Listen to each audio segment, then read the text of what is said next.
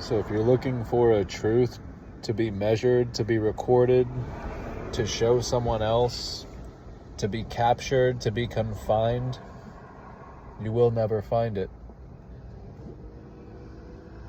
There is no practice to an awakening. There is no practice to death. Death is a very immediate moment where you meet yourself for the first time because you assume you're dying, because you assume what is dying is yourself, is what you have known to be yourself your whole life, your whole existence. But what if death was just the meeting with yourself for the first time without your assumption, without your belief of who you are? The ego is not good or bad. However, its job from day to night, from the moment you open those eyes till the moment you close them in your final rest, the ego's job is to hide, is to pretend, is to prolong, is to distract, is to fight and cling on to itself for as long as it possibly can until that very last second. And this is what has brought the term spirituality to fruition. This is what separates spirituality from religion. Religions are about believing in an entity or a something beyond yourself. Spirituality is about wanting to go beyond belief into a knowing that requires no belief at all. Spirituality is about surrendering all belief so that you can know at once truth, so that you can taste truth for once. But what I mean by you will never be able to capture it, confine it, measure it. You're not your birth name. I'll use mine for an example. Tyler. Tyler's trying to capture truth. Tyler is a truth seeker. Tyler is chasing something which inevitably is his own tail. But Tyler, so persistent in this truth seeking, does not realize that it is my own tail, that it is myself I'm chasing, that beyond this expectation of meeting God or this supreme intelligence, the utmost intelligence, the highest intelligence there is, we don't realize, we don't expect it to be ourselves. But this is what all movies are about. All movies that feature in the concept of a higher intelligence. Whether you are brought to a place, whether you are brought to an entity, whether you are brought to a dimension, it always brings you back to yourself to show you that it is you the whole time. It has been you the whole time. Tyler does not acquire truth. Truth is acquired when Tyler is abolished so that I can realize beyond Tyler. Because with me identifying as Tyler, with me chasing truth as Tyler, I will forever be trying to understand it through this microscopic, limited lens of who I am, and it will never be able to be achieved in this fashion. Tyler is very limited, very separate from many things. But the truth of your nature is not separate to anything. Everything that we know and exist through is a noun, a person, place, or thing. But what quantum physics, what spirituality, what all these avenues show you is that it is you the whole time. You're not in some world. You're not in some universe. The world, the universe, the where, or the outside world gives you an idea of where you are, your position in space. But once you realize the seer and what's seen are the same thing, that what you're observing is only your own consciousness, is only yourself, then you realize you are nowhere. And this is where it gets strange, because how can you tell someone there is no earth? And this is where I've lost my following. And again, I've made a post about this the other day. When I was talking about the earth is flat, and I had evidence to support this, the following was flooding in. When I talked about the earth being concave, the following decreased a little, but remained large. Because again, I had evidence and all these things to prove it. Once I started talking about there is no earth, everyone disappeared. And I understand why. Because again, it sounds absurd to say we aren't human. There is no earth. This is why these videos that I make are not for everyone. So when people comment, I'm shocked that, you don't have more views, or, people aren't trying to listen. I'm not surprised, because the average person doesn't want truth. We think we do, but what we want is opium. We want the feel good. We want that dopamine release when we think we've awakened to we've stumbled into some knowledge that we think, changes history or changes the way we see the world. We get excited. We get these feel-good feelings that make us want to keep persisting, that make us want to keep uncovering things because we're convincing ourselves we're getting somewhere. But inevitably, you will realize these conspiracies are leading you nowhere. They're leading you into a further entanglement with your own mind. And this is why the rabbit hole never ends. It'll go as deep and as far as you persist.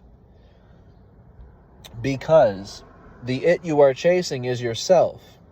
You are the it. That's why you can't capture it. That's why you can't measure it. And that's why you can't confine it or grasp it in your hand or capture it on paper or record it for some type of, scientific experiment. You are the it you are chasing. You are the it you are trying to measure. Therefore, it is distorted when you reach your hand out to try and capture this it, because you are already the it at the point which you exist right now. Only we think we know ourselves, and since we don't know ourselves fully, we're attempting to capture, to seek out who we are, or seek out this intelligence. But in death, we don't just die. What happens is we die, or our character faces the end of its belief of itself as this organic being, as this, separate thing from an artificial created being. And what also happened is our expectation through that character that we assumed ourselves to be, our expectation of what God is, of what this entity is that we've constructed through our minds, this expectation is faced, and we realize that it never was. The same way you metaphorically mourn the loss of yourself in death is the same way you mourn the loss of your expectation. You don't just lose yourself, you lose yourself and what you're calling God, and what you're calling the Supreme Being, and what you're calling, this it that you're chasing. Because you have an expectation. You've already decorated it. You've already painted it. You've already created an entity, given it a name, a story, a beginning and end, however, it doesn't matter. The point is you are already the it which you seek, and that's why what you seek is seeking you. It is you the whole time. But the hardest thing to do is let go. The hardest thing we can do is admit to ourselves that deep down we are not this ego, because again, the ego's job is to defend and safeguard and prolong itself as this organic thought, as this organic existence from day to night. But this is why I say countless of times in my videos, the final conspiracy is not with you in the world, it is with you and yourself. And again, this isn't something for everyone to know. But for those who persist, for those who are here, for those watching this video, you are here for a reason. Understand that the average person, the majority of people in society, are not going to see what you see. They're not going to agree with you.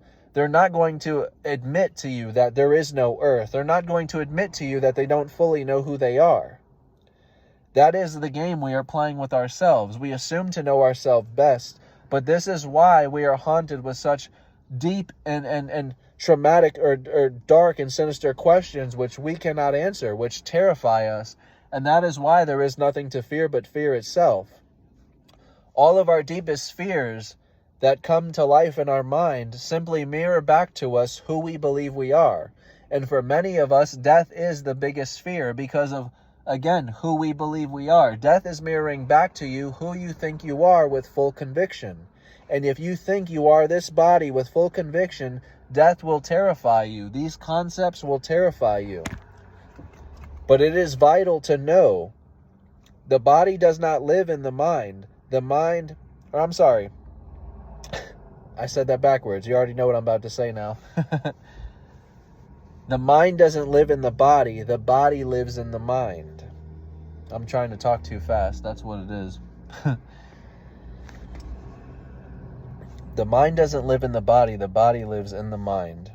Which means what you're calling a body, what you're telling yourself you exist in and as, has never existed. There is no body. There is no such thing as a body. You are not inside of a body, and there is no outside. That is what as above, so below means. As within, so without means.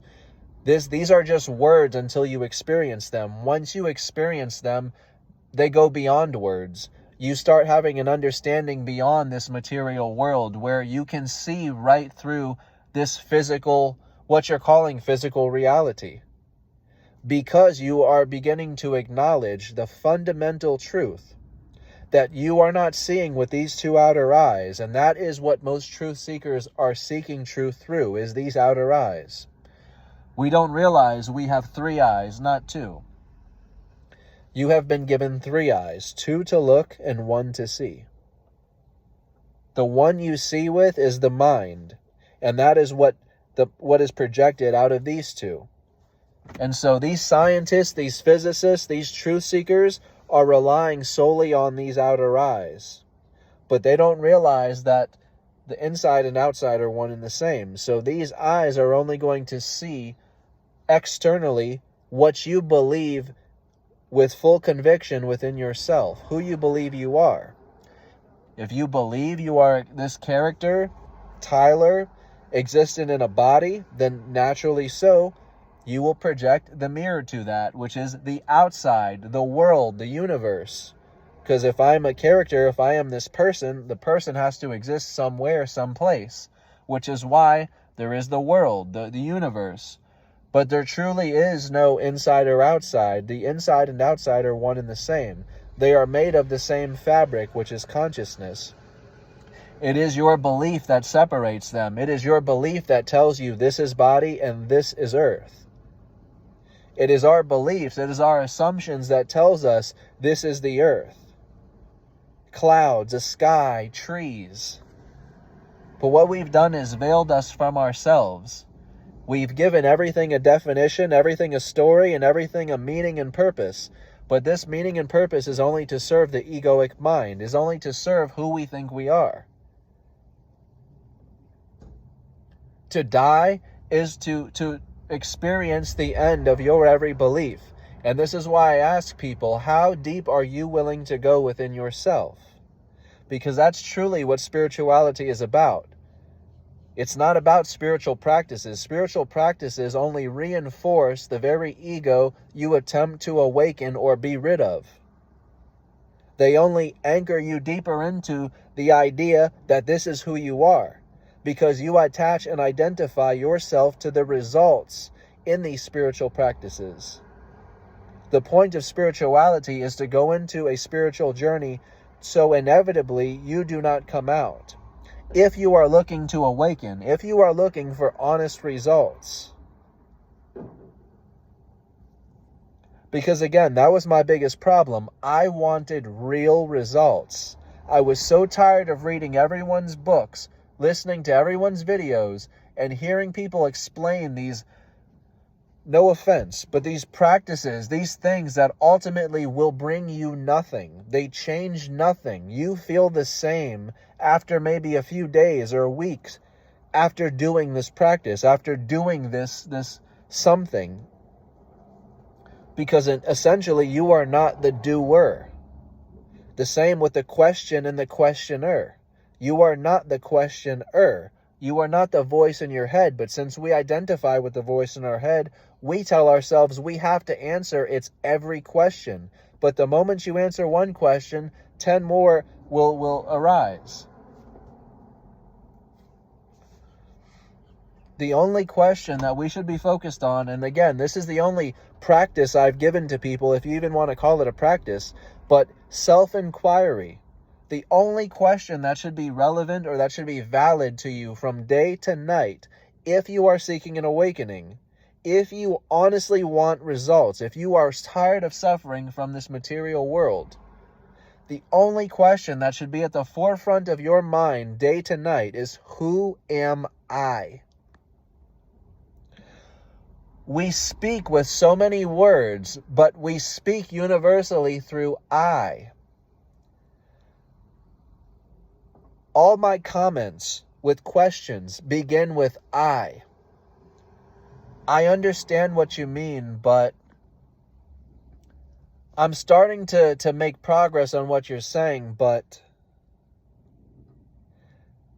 the I that you start the sentence with does not exist. There is no I to understand this philosophy. And that's why this is an unlearning. This is not an acquiring of all this knowledge and memory. It's effortless. There is no practice needed to achieve the knowing, the all-knowing of the timeless. All people, places, and things in one single instant. The moment you die, you become in sync with the universe, and what that means is all people, places, and things. You become in tune with the cosmic secret that very select few people throughout his story, your story, have awakened to. But the few who have all share the same inevitable conclusion. It's not just that we are one, it's literally that I am you and you are me. Those who understand this cosmic joke understand that it is you the whole time. It's not metaphorical. It's not you're Tyler and a piece of God at the same time. And again, that is the ego clinging on to itself to the last second. Because again, I tried to do the same thing. I tried to remain Tyler for as long as I possibly could and still understand God. And I didn't realize until it was too late. Because again, it wasn't the answer I was expecting. But I didn't realize that Tyler was the price to be paid in knowing God. Until I realized, until I fully let go and experienced the end of Tyler. And that's why it kept asking me in my death experience, are you sure you want to know? Are you sure you want to know? Are you sure you want to know? Because once you know, you know. You can never go back to sleep. Once you see beyond the depths of your character through one space and one time and one place, you have single-handedly touched every person, place, and thing in that instant. You can never die again, and likewise never go back to sleep. You have just single-handedly become in tune with the entire universe and everything in it.